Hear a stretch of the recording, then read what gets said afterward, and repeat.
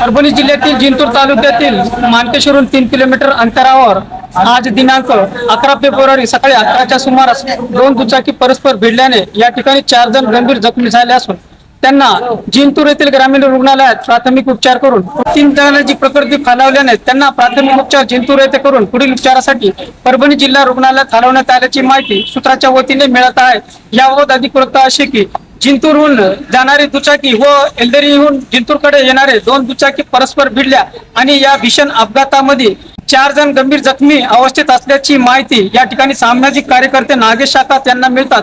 त्यांच्यासोबत रुग्णवाहिकेचे डॉक्टर भुगे व चालक पवार यांनी घटनास्थळी दाखल झाले। त्या ठिकाणी नगरसेवक फिरोज यांच्या मदतीने त्यांनी जिंतूर ग्रामीण रुग्णालयापर्यंत 4ही अपघातग्रस्तांना दाखल केले।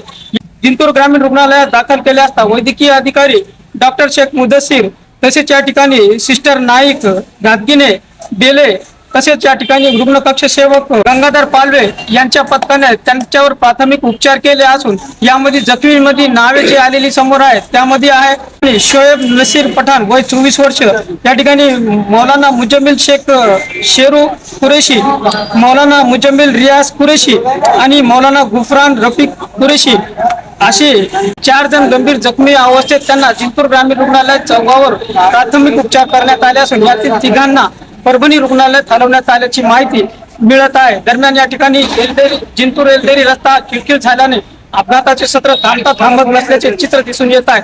त्यामुळे शासन प्रशासनाने या रस्त्याकडे लवकरात लवकर लक्ष द्यावे म्हणून नागरिकांकडून मागणी जोर धरत आहे। जिंतूर सहार न्यूज चॅनलची बातमी आवडल्यास लाईक करा, शेअर करा, कमेंट्स करा, सबस्क्राईब करा। जिंतूर सहार न्यूज चॅनलसाठी मी शेख अलीम, जिंतूर, परभणी।